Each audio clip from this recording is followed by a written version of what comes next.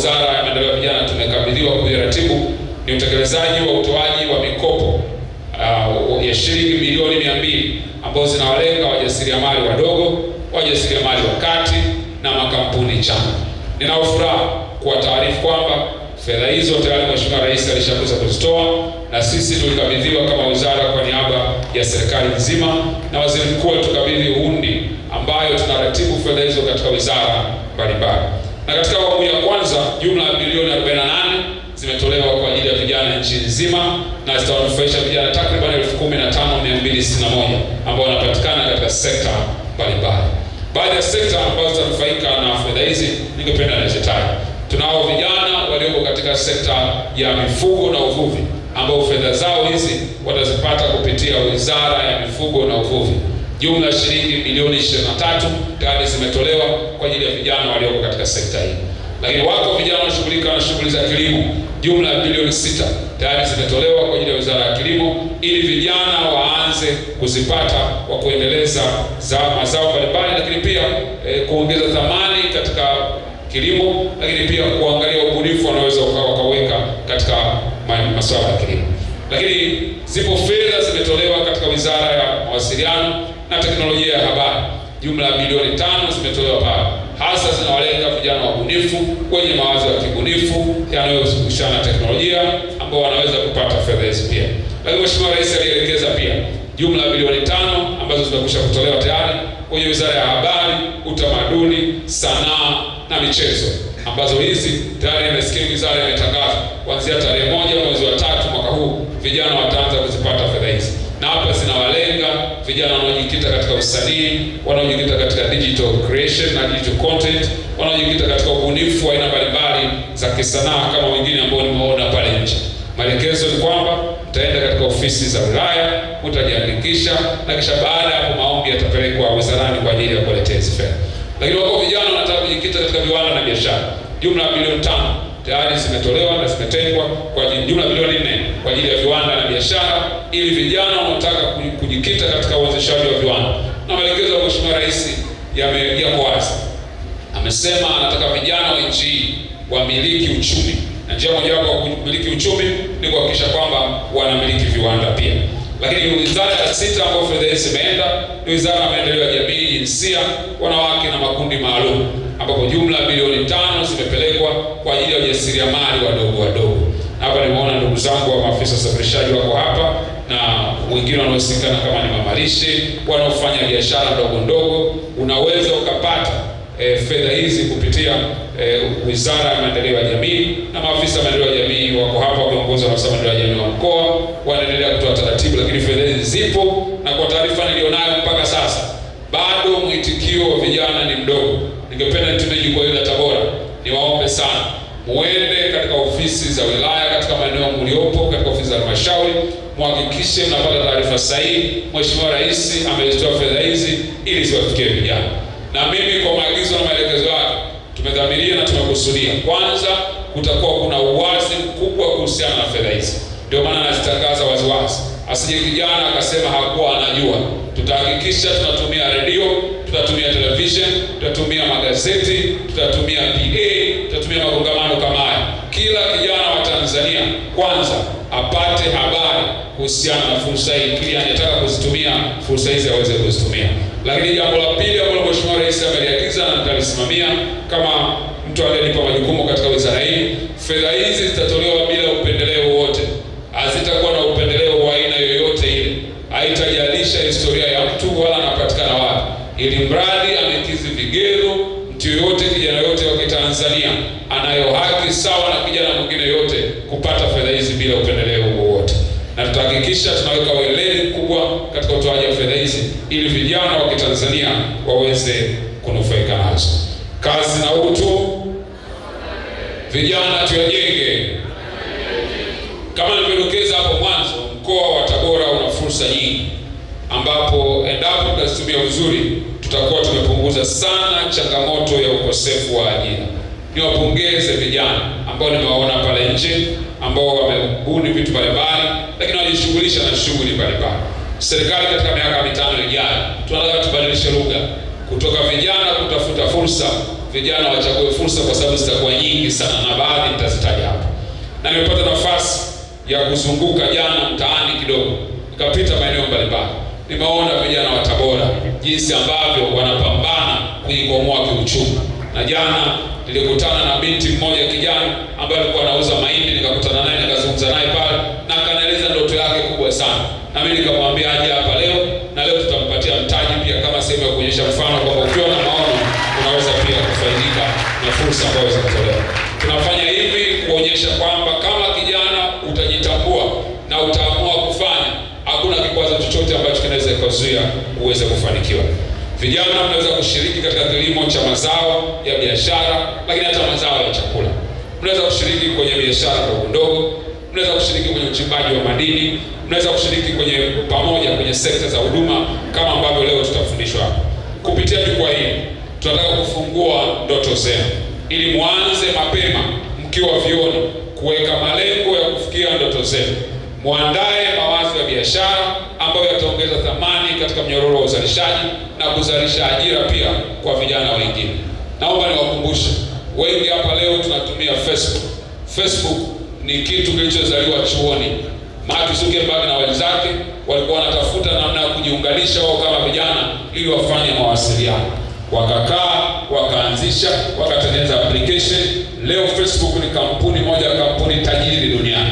Ninaamini kutoka katika vyuo vya Tabora tunaweza tukazama kampuni sio tu yatakuwa ya Kitanzania, lakini yataenda katika kiwango cha kimataifa. Ndio maana leo tuko hapa Tabora ili tuone tunavyoweza kutekeleza jambo hilo.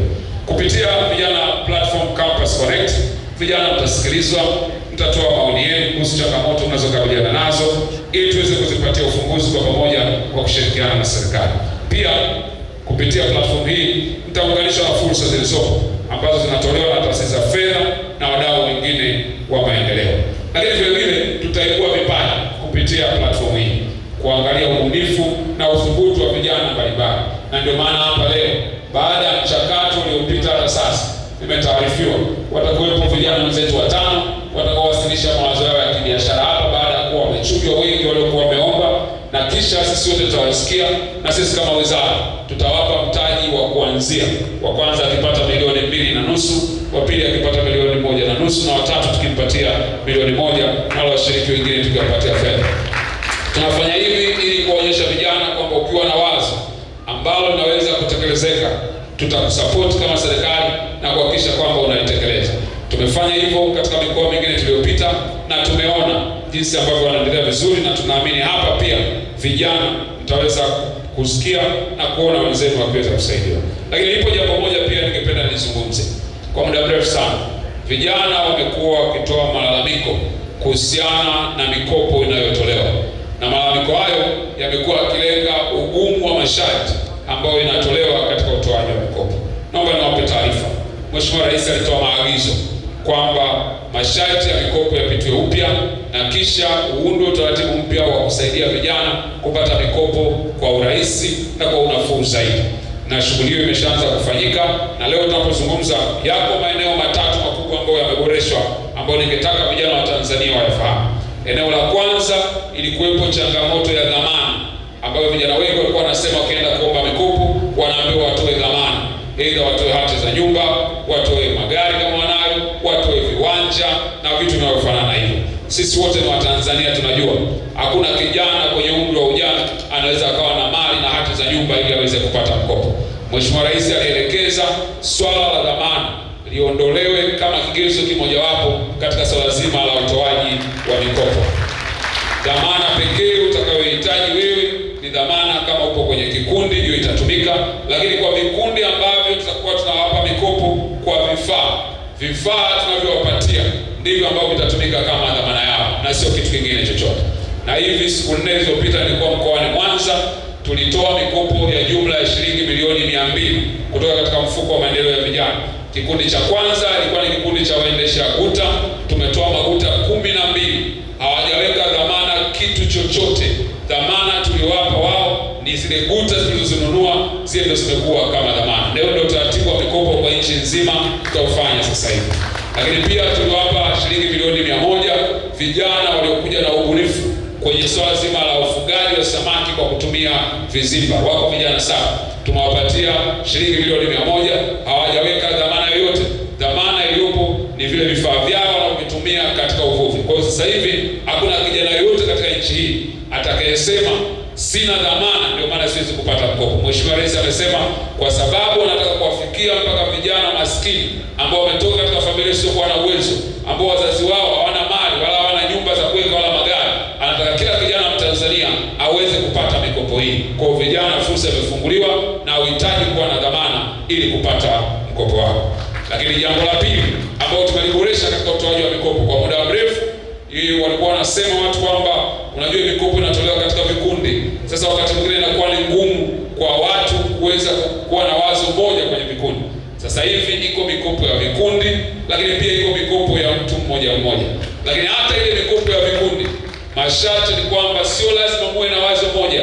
Unaweza mkapewa pesa kama kikundi, lakini kila mtu akaenda kufanya biashara yake. Kwa hiyo kikundi chetu ndicho kinakuwa dhamana.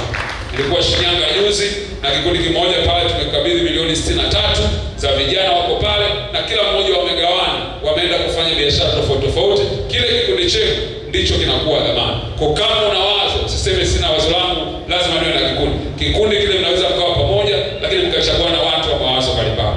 Mheshimiwa Rais ameelekeza hivi ili kutengeneza urahisi wa vijana kupata mikopo. Na mimi kama mwakilishi wake katika wizara hii tutalisimamia jambo hili na tutahakikisha linatekelezeka. Kazi na utu.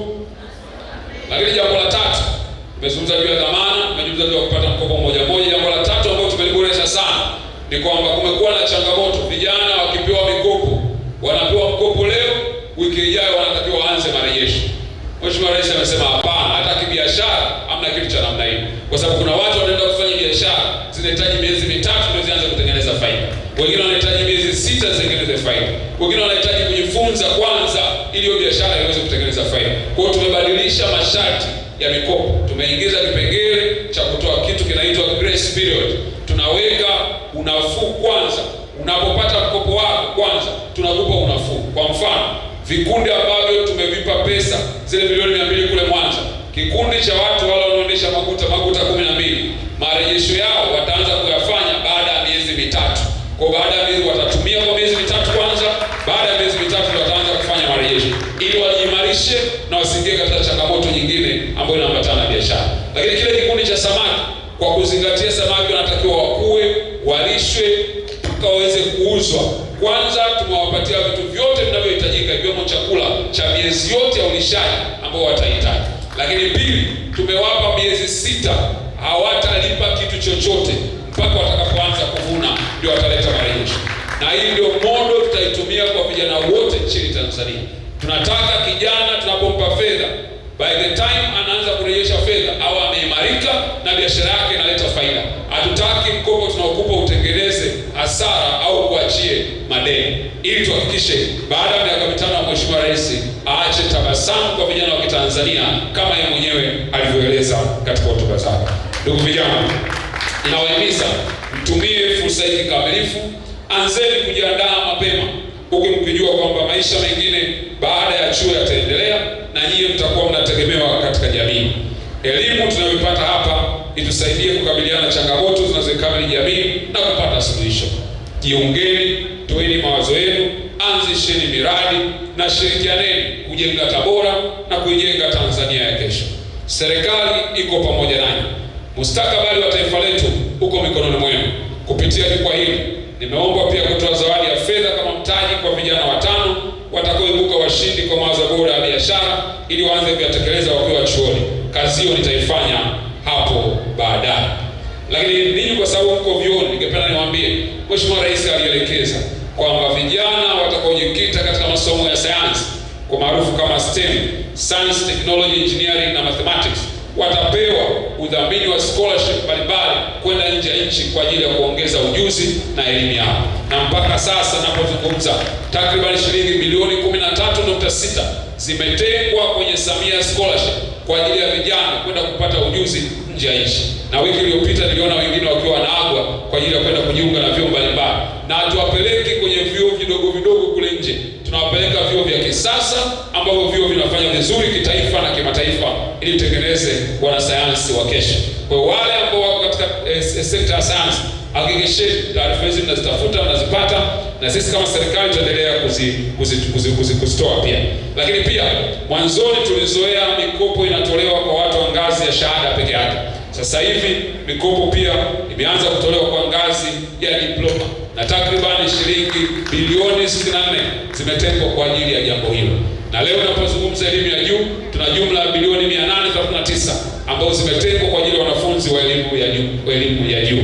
Mpaka sasa hivi budget ya loan board, ya bodi ya mikopo, ni takriban bilioni 916.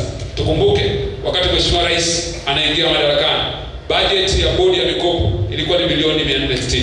Leo amepeleka mpaka inakaribia trilioni, na kwa budget ambayo inafuata, taarifa nilizonazo itafika takriban trilioni 1.2. Ndani ya miaka minne anaongeza mara tatu zaidi ya budget aliyoikuta. Ninaamini miaka michache ijayo bajeti itaongezeka na itawafikia wanafunzi wengi zaidi, ili tuendelee kuzalisha wataalamu. Lakini pia wako vijana 50 ambao tayari wameshapelekwa nje ya nchi kama sehemu pia ya kuendelea kupata ujuzi. Ninaamini siku chache zijazo hapa Tabora pia tutapata vijana ambao na wenyewe watapata fursa ya kwenda nje ya nchi pia. Lakini pia katika maeneo 13 aliyokuwa amegusia, eneo mojawapo alikuwa amegusia pia, tutaandaa utaratibu wa kuhakikisha vijana wanapata ujuzi kabla hawajamaliza. Nyie ni mashahidi, unapomaliza chuo unakwenda kwenye usaili, alafu unaulizwa what is your experience. Sasa mtu anauliza mimi nimesoma, hiyo experience nimeipata wapi? Sasa Mheshimiwa Rais alisema swali hili lazima lipatiwe majibu, na hivi ninavyozungumza tayari mpango maalum wa kukuza ujuzi na ajira kati ya serikali na sekta binafsi kupitia Wizara ya Elimu walisaini makubaliano hayo tarehe 9 mwezi wa 2 mwaka 2026, ambao makubaliano haya yanaanza kusaidia vijana. Sasa mnapokuwa chuoni muwe na muda na nafasi ya kwenda kufanya kazi kwa vitendo katika mashirika na makampuni binafsi yanayopatikana katika mkoa wenu. Na ndio maana nafurahi sana, nimesikia kiwanda kimefunguliwa hapa cha briquettes cha kuzalisha mkaa mbadala, ambacho nimeambiwa kitatoa ajira takriban 200 kwa vijana. Naomba nitumie jukwaa hili kutoa wito kwa uongozi wa mkoa katika vijana watakaopelekwa kufanya mazoezi pale. Tunajua kiwanda kile kitahitaji wataalamu wa umeme, kitahitaji wataalamu wa afya, kitahitaji wataalamu mbalimbali. Katika vijana watakaopelekwa pale kupitia mpango huu, wawepo pia vijana kutoka katika vyuo vyetu ambao wataenda kufanya mazoezi pale, ili wajenge CV, ili wanapomaliza vyuo watakapoenda mtaani wawe tayari wana uzoefu. Hayo ndio maono ambayo Mheshimiwa Rais anayo. Lakini sababu na hiyo, ndugu zangu, ni kwamba Mheshimiwa Rais amesema ajira hazitatengenezwa tu hapa Tanzania, tutatengeneza pia ajira nje ya nchi. Na hivi ninavyozungumza, tangu mwezi wa kwanza mpaka mwezi huu vijana takriban 2000 wameenda nje ya nchi kufanya kazi, wakiwemo ndugu zetu maafisa wa usafirishaji wanaofanya shughuli ya bodaboda pamoja na bajaji. Wamesafiri na wameenda na wamepata mkataba, wanaenda kufanya kazi za star, wana pasipoti zao. Lakini cha muhimu zaidi, wakifika kule wanalindwa na mikataba, na serikali na waangalia kwa karibu sana kuhakikisha kwamba wananufaika na fursa hizi ambazo zinatolewa. Lakini mpaka itakapofika mwezi Disemba mwaka huu, tunatarajia kupeleka vijana wasiopungua 8,000 katika nchi mbalimbali hapa duniani, ili kuhakikisha kwamba wanaenda kupata ujuzi. Na hivi karibuni tutamalizia mkataba wetu pamoja na serikali ya Japan, ambao utaruhusu vijana 50,000 waweze kupelekwa katika nchi ya Japan, wanaojikita katika ufundi, hasa ufundi wa ujenzi, ufundi wa magari na fani mbalimbali ambazo zinahusiana na ufundi. Na asema hayo kwa sababu ninyi ni wanafunzi, mnapozifikia fursa kama hizi mwanze kuzitafuta, ili kama una ndoto ya kwenda kufanya kazi nje ya nchi, nafasi tayari zimeanza kutengenezwa na Mheshimiwa Rais ametimiza majukumu yake ya kuhakikisha tunazipata nafasi hizi. Wako vijana katika wale 2000 wameenda Ujerumani, wengine wameenda Canada, wengine wameenda United Arab Emirates, especially Dubai, wapo ambao wameenda Qatar, wapo wameenda Oman, wapo wameenda Saudi Arabia, na wengine wameenda Kuwait. Na ninaamini waheshimiwa viongozi wa ngazi ya mkoa hapa, ninahitaji kwa sababu jukwaa limefika hapa, tupate pia vijana watakwenda katika nchi hizi pia kufanya kazi. Naamini jambo linawezekana kwa sababu fursa hizi ni kwa Watanzania wote. Ndugu zangu, tunapoenda kumalizia, naomba nitoe wosia kama kijana mzee. Unapotaka kufanikiwa lazima ujiandae.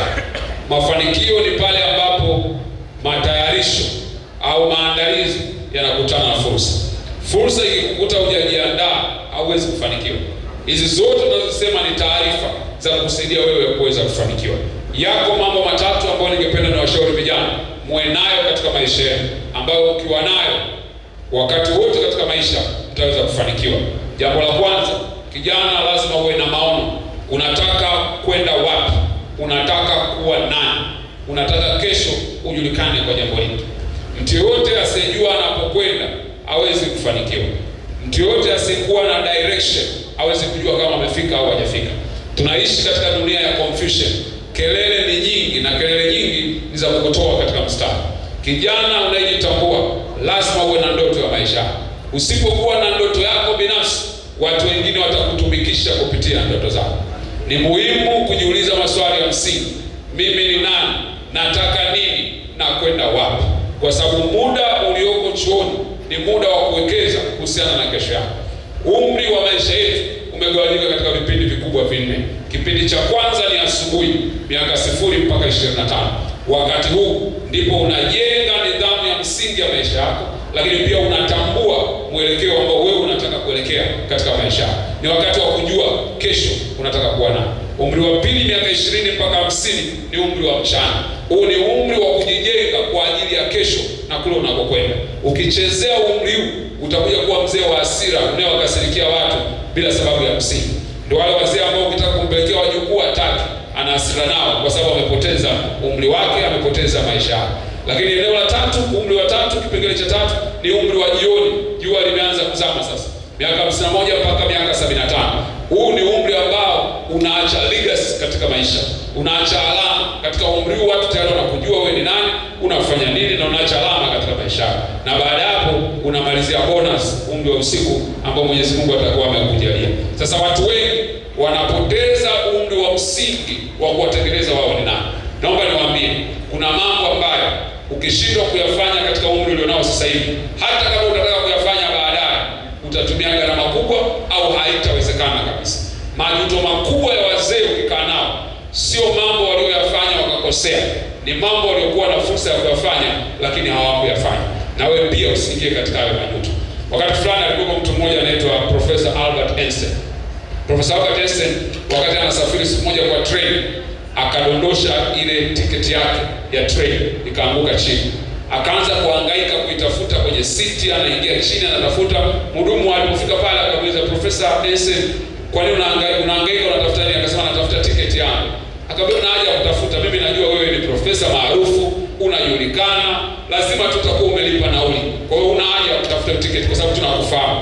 Akasema, no, issue sio ninyi kunifahamu mimi, issue ni kwamba kule kituo ninachotakiwa kushuka kimeandikwa kwenye ile tiketi. Kwa hiyo hata kama mimi mnanijua, lakini mimi sijui ninakokwenda, haitakuwa na faida kwenye maisha.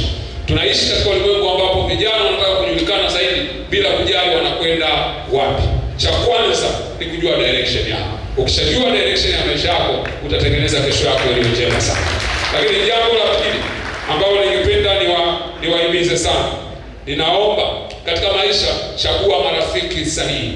Vijana wengi niliokutana nao wameharibikiwa kwa sababu ya kukosa watu sahihi kwenye maisha yao.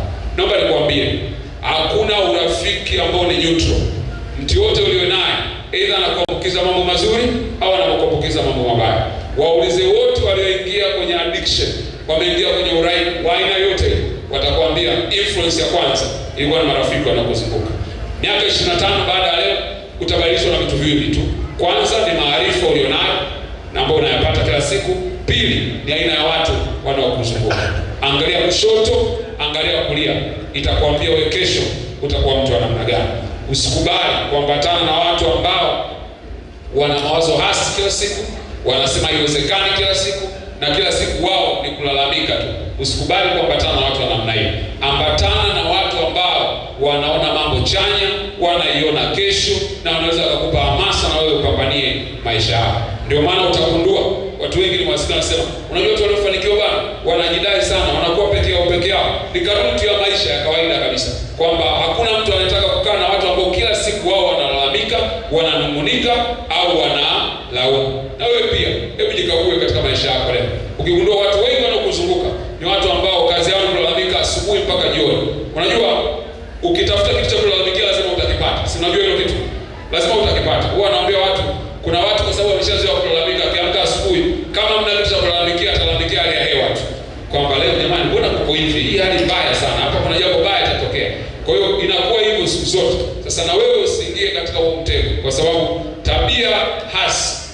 inaambukizwa. Hakikisha umetafuta marafiki wanaokumotivate, wanaokupa hamasa.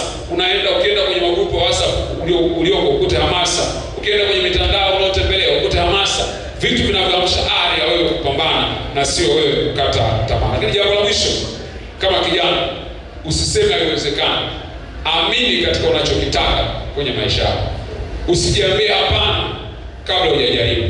Usiseme haiwezekani kabla hujajaribu. Nimeona watu wengi hata katika makongamano kwenye mitandao unakuta anaandika anasema unajua hizo fedha ni kwa ajili ya watu fulani tu.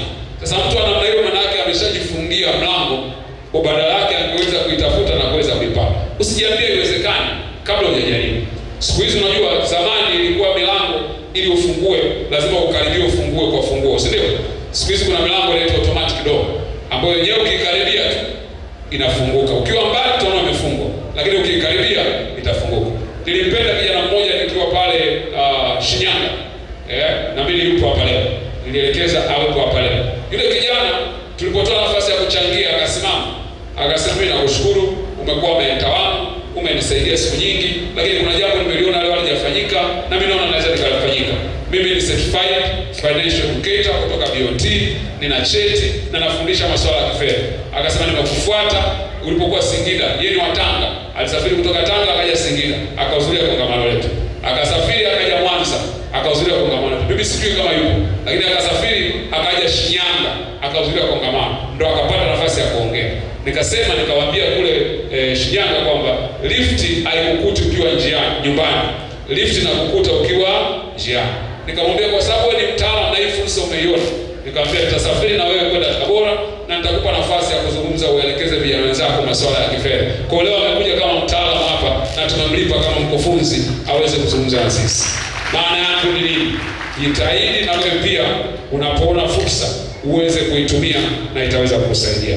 Baada ya kusema haya, sasa naomba nitamke rasmi kwamba Vijana Platform kwa vijana wa vyuo vikuu na vyuo vya kati inajulikana kama Campus Connect katika mkoa wa Tabora imefunguliwa rasmi ili tuweze kuendelea na mjadala. Asante.